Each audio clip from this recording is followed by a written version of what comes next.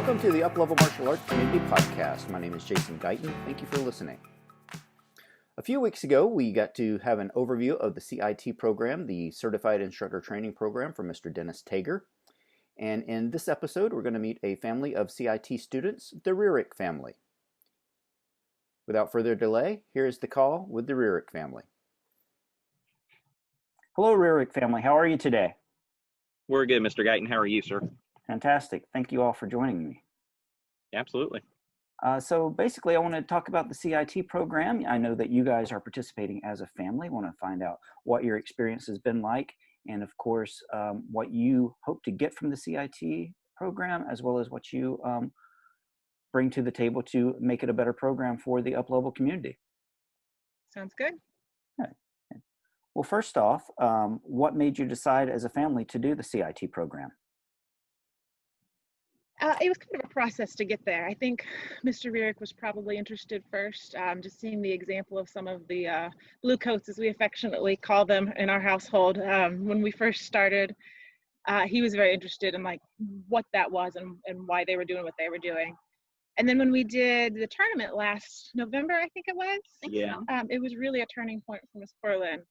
I think it was shortly in there, Mr. Wiegert had made a comment about it's not the people who love karate who practice karate. It's the people who practice karate that love karate.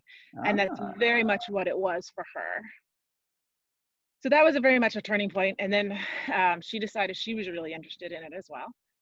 And for me, there was a couple classes I was able to help with when one of our instructors was recovering from a surgery. And shortly after that, he actually had asked us if we had thought about joining. So we came and checked it out then. Oh, nice. Very cool. Very cool. And see, I know that from my experience in the black belt class, or excuse me, the martial arts classes that I've taken at up level, that you are always very supportive of me, which is one of the reasons why I wanted to see if I could get you guys featured in this episode. I think the first time I tried a jumping front kick, I landed flat on my rear, and you just said, anything hurt except for your pride? And I was like, no. So, and I know recently in the testing for Universal 7, Raleigh, Mr. Rearick, you actually helped with some of the testing of the intermediates as well as some of the basic beginner students, correct? That's right. Mostly the intermediates while we've been in the virtual classes, but up until the virtual, we were helping with both the beginner and the intermediates. Great. So what have been some of your favorite parts of the program so far? So for me, honestly, the part that I like the most is interacting in the classroom setting. Everything from helping with testing to just being someone helping hold the pads to encourage people. Just that interaction that you get with all the different students is the part that I enjoy the most. Corlin? I agree. That's also my favorite part. I really like helping out, especially all the little kids, because I love little kids. So it's a lot of fun. Oh, fantastic. Now, since how long have you been doing the program? I think it's only been maybe like 3 or 4 months, right? Maybe a little longer? At the beginning of the year. Yeah, we actually started at the last week of December. I remember because it was right at that break of, are we taking Christmas break or are we having one more class? We're like, oh, we're going to have one more class. Why don't you jump in? So pushing 6 months. Okay. And along this journey of you guys, have there been any pleasant surprises or unexpected benefits that you hadn't anticipated? I think one of my favorite parts has been watching the younger crowd, particularly my daughter, because I'm biased, be able to have the opportunities to grow and learn and get stronger and more confidence to be able to do things. I think the Wiegerts are great at being able to recognize when someone has an ability or even a little glimmer of an ability and be like, I think you're ready, go line up a class. And you look at them like, go what now? And they say, you'll be fine, go ahead, you can do it. And then you do, you come home going, oh, I can do that. I didn't think I could do that, but I can do that. And it's been really awesome to watch that happen and develop. Good. One of the things that I was really impressed with that they do is when they talk to us about the CIT program, they ask you what elements you're interested in. Is it the business or is it helping in classes or what is that? And so you give all your answers. And for instance, if you wanted to help in the classes, they very much are pointing you out, like Jen said, okay, line up the class, dismiss the class, do the exercises. They give you those opportunities. Or if you're And interested they in the whole start, thing, they do that too. they're smart. They start small with, just lead stretches before they send you to line up a class. Yeah. Yep. Sure. And have you learned anything about yourself that you hadn't known before or hadn't realized? I can be a lot more confident than I was before and do a lot more things like line up a class or lead stretching or whatever it is. Oh, nice. How about you, Mr. Rearick? Um, Not so much me personally, but just how strong everyone is that participates in that organization. One of the things that I like so much about the CIT, we're in there with maybe 25, 30 people. So you're seeing just all these different strengths of leaders the whole time. And the fact that they're giving feedback, they have participation about what up level is doing and that interaction. So you get to know people on a more thorough basis than what you do just in the classroom setting. So that's been a big one for me. And then frankly, watching Corlin and some of the others go outside their shell a little bit bigger and do more things. That's been a real big one for me. Good. I was about to ask you if you've recognized anything in another family member that perhaps came to light or was kind of a light bulb moment for you as you guys have participated in the CIT program. So that's great to hear. Yeah. Corlin has always been a little bit quiet. She's very much been an observer since she was like a little thing. She'd sit on my lap and just watch what was going on before she ever joined in. And it's been really cool to watch that transformation and see what a leader she can be. Good. Well, I guess that pretty much tackles my next question I had written down of how has it made you stronger? Well, To that point, though, we were able to join in on a staff training just before everything kind of shut down in March. We traveled down to Charlotte, Corlin and I, and then a couple of the other families, the Reiners and Miss Press, and we all went down and joined in with some of their staff and some of the other CIT from the other schools. And they were focusing on the recruitment process, how to help more people know about UpLevel and give it a try. And so it was a great opportunity to watch everyone step outside their comfort zone and grow a little bit and approach people that they probably wouldn't have maybe talked to necessarily, because they're like, it's a little scary to talk to, to step up and say, hey, person I don't know, I got something that you might be interested in. Let me tell you about it. So it was a great opportunity to watch people grow there too. Oh, so you went and actually were recruiting people, not just learning how to recruit. Correct. So like you went to a mall or playground or whatever it was and was like, hey, Yes, let's talk about UpLevel. Yes, sir. Oh, wow. Wow. A little bit of training, a little bit of trial by fire, a little more training, a little less scary the second time. Yeah, I imagine for me, there would be a little bit of anxiety in there. So I can only imagine. So good for They you. did that with you guys quick, right? Like you had say a day of training and then let's go do some stuff. Let's try it out kind of a thing. Yeah, it was a couple days and they help you every step of the way. And there's somebody that's with each group that, know what was going on and can kind of save you if you faltered. But it was a good experience. Was it like a mentor and junior participant type thing where somebody was a little bit older than you or a little bit more experienced and you were on a team? Yes, sir. Okay, great. So when you were doing your recruitment training down there and you went down to Charlotte, were there other people from other UpLevel schools there, or was it just the Charlottesville delegation? There was people from everywhere. I think every school was represented at least part of the time we were there. And it was a wide mix of people, of employees who that was their job and they were learning to do it even better, to CIT students that were maybe interested, to some of the younger crowd that thought maybe it would be fun or maybe that might be something they'd like to do in their future. And the really cool thing about an opportunity like that, we came home with, yes, the knowledge to do that for UpLevel, but also a whole slew of skills that they wouldn't have necessarily been exposed to in another way at this point in their lives that they can use for anything, whether they want to go on to karate or not. And to that point, everything with the CIT program is very transferable in that way. Yes, we're there to help with karate. Yes, we're there to support the instructors. But all of the curriculum that we learned during that process can be transferred to other things. There's people that are a part of it that have no interest in becoming an instructor themselves someday, but maybe in their job, some of those skills transfer to be more confident, to have more people skills, to understand dynamics of groups or whatever it is. Well, and to your point, some of the things I've noticed, because we do miniature breakout sessions a lot of the time where, maybe it's with your family or maybe it's just with whoever's across the circle from you. where you're having one-on-one conversations, and how would you get your point across? How would you talk to them? And those are the same types of training scenarios that I've been in with my job for years and years. So it's directly transferable to any type of a leadership position or anything that you would be in where you're working with teams and groups. So. Cool. And I assume everyone in the up-level community that you met down there has been very open and welcoming and warm and courteous all the way. Absolutely. Definitely. Have there been any downsides to taking the program? Wednesday morning. Yeah. So the morning after CIT sometimes can be a little rough, because the way that the schedule happened when we were in school was you had class on Tuesday evening for the intermediates, and then you went into CIT for an hour or so. And then because you're friends with a lot of people and you're just having a good time, you talk and you keep going. And the next thing you know, you look up and it's maybe 10:30, and everyone's like, oh my goodness, I still have to go to work tomorrow. And this just became a really long night. Oh, I got you. But it's all positive things, you know. Wednesday morning's a little rough getting out of bed. Yeah, I didn't think about that. I know I've seen the schedule before, and it's like, man, they keep going late at school sometimes. Yeah. But the experience itself, honestly, I can't think of anything that was anything less than positive about it, you know. Yeah. Now, has your involvement as a family been worth the time and the resources that it takes to commit to the CIT program? Absolutely.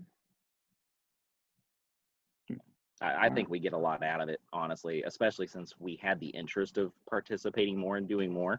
The staff at Up Level and Mr. William and Mr. Tim Weir is very good about making sure you get those opportunities if you want to do more. So it's been very, I'll call it directly transferable. Yeah. Yeah.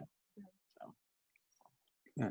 Now, I know I learned this is a two-part episode. If you haven't seen the first part, you can go back and check out Mr. Dennis Tager's part where he kind of gives an overview of it, but this is part 2. I know now that it's 3 years long and you guys are about six months in, so you have 2.5 more years of this. Yep. Right? Okay. Yeah. And I know that you're not too far from getting your black belt. I think you're 2 cycles ahead of me, so you're probably looking at black belt within the next 12 months, right? Yes, sir. Yes, sir. Yeah, if everything stays where it is, we should test in the January timeframe. We think. Yeah, exactly, right? Yeah, if with everything going on, if everything stays on track, hopefully we'll test in January. Okay. Well, just as an aside for my personal information or my knowledge, like when your black belt journey's over and your CIT program is ongoing, what will you do for that other 1.5 years? That's a great question in general. For us, it's not a concern, so I don't really know, because this one says to me, Mom, after I get my first degree, I can keep going, right? You're not going to make me stop. So we have every intention of continuing after that, so it's not really a conflict. I don't know how they would handle it if your black belt journey is finished, so to speak, and you still have CIT. Yeah, I don't know. Okay. That's a great question. I don't know anyone that's really bumped into that. I think a lot of the people who decide to join the blue coats, as we affectionately call them, are probably ones who are kind of in it for the long haul. And a lot of people join a lot quicker than we do. A lot of people start out their CIT journey earlier in the belt ranks than what we did. Mm-hmm. Gotcha. So what belt ranks are you now? Is it? I tried to do the math. I think you should probably be black with blue, correct? That's right. Yes. Yep. Yes. Good job. Now, let's talk about career aspirations for all 3 of you. I mean, are you in it to become martial arts instructors, or are you just in it for the leadership training? And you can just go from left to right of Mr. Rearick, Corlin, and Jennifer, if you'd like. Sure. So for me, I'm very much just in it for the leadership pieces and the ability to help. I enjoy doing the extra parts in class. I like the involvement, but I don't see it going beyond that for me. Okay. Corlin? For me, I see it for both ways. I'm definitely in it for leadership, to be more confident, but I also am hoping when I'm older to be an instructor somewhere in the up-level community, up-level staff. Oh, fantastic. For me, it speaks to what I used to do before I had children. I used to teach therapeutic horseback riding. And so there's a lot of similarities I see between what we do as volunteering and helping out with the lessons in my my past life, so to speak. So I very much enjoy that, but it's not been maybe my aspiration to necessarily be staff. Something I'm open to, but it's not that where I'm at right now. But I have a feeling if she goes on to and do everything she's dreaming of, mom might get a little roped in to help at times. Fair enough, fair enough. And you homeschool your children, correct? Yes, sir. Okay. And curveball question. How has your black belt journey augmented the educational program that you have in place for your family? It's kept us busy. Yeah. It's been great because there's that automatic physical fitness aspect, which of course is something that we look for. But there's opportunities within up level in general, that black belt journey, and also within the CIT that would be difficult to replicate at home. You don't get a lot of public speaking, in your living room. So it's been a good supplement to that too. And I know for this, you were like, we will step outside of our comfort zone to do this. So greatly appreciate that. And let's go with our common theme question that we always ask. What, in your words, is a modern day black belt? And we'll go left to right again. So for me, a modern day black belt is being one of those people that wants to help and is happy to help. Whether that's in the karate school, whether that's just part of life, they're the people that you depend on and know you can always work with, and they're happy to help you, and they always have a good attitude, and they want to do the right thing. Whether that's in karate, it's in business, it's in personal life. Beautiful. Corlin? For me, it would be someone who always gives 100% and is really confident and willing to help the person next to them or whoever it is. Beautiful. And Mrs. Rearick? I get the pleasure of being third, so I'm going to go with what they said and add on just a little bit that particularly in our current cultural environment, that I think it's a great opportunity to set the bar and be an example of community and helping one another and standing up for what's right. Beautiful. Thank you so much, all three of you. And usually I kind of open the floor for any closing thoughts that you might have to kind of put a cap on the podcast or video cast. If you have any words of wisdom or declarations that you want to make, this is your stage now. So any closing thoughts for this episode?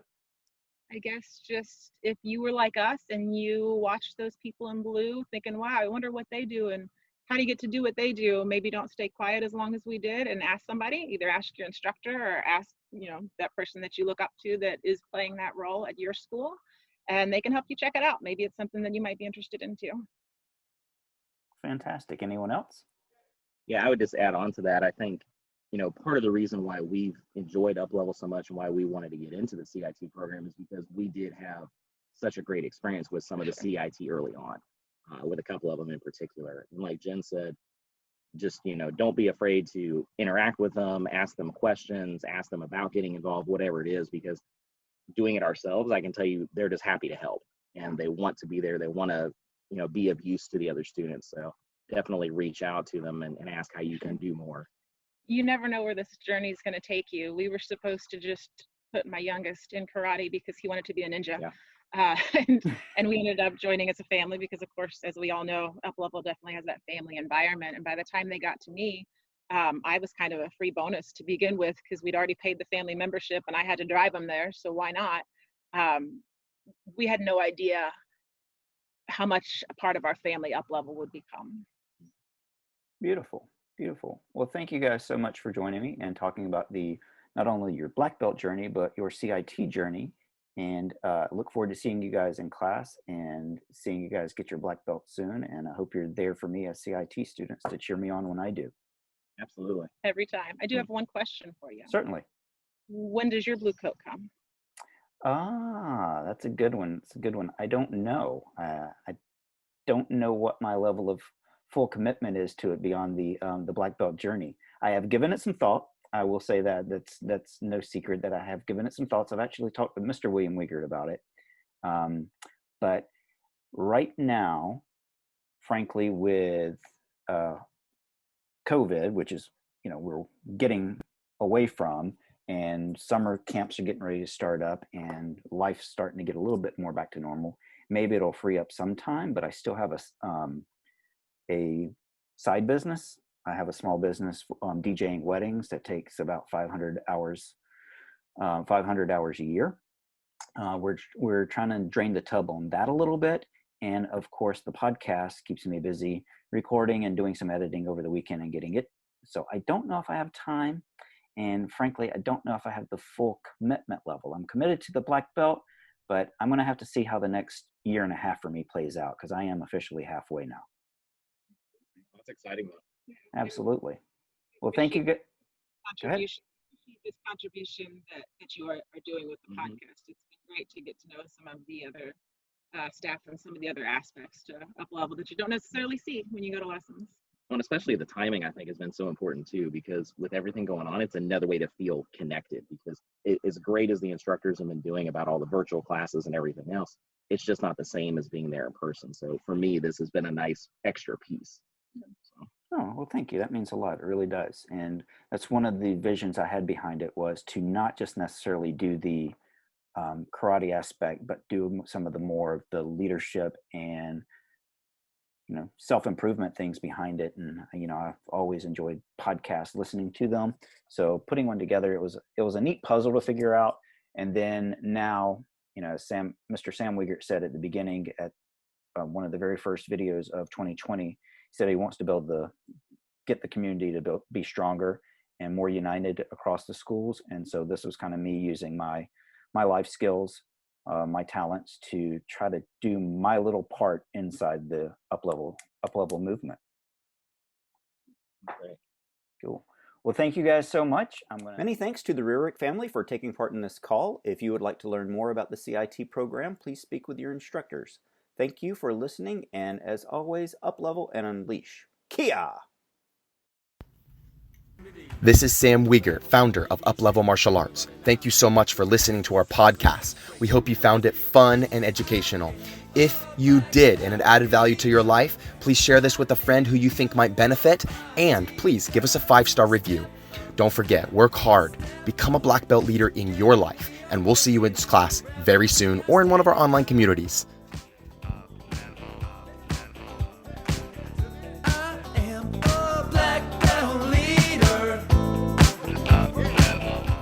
Be sure to find and follow us on YouTube, Instagram, and Facebook, and always at our website, uplevelmartialarts.com.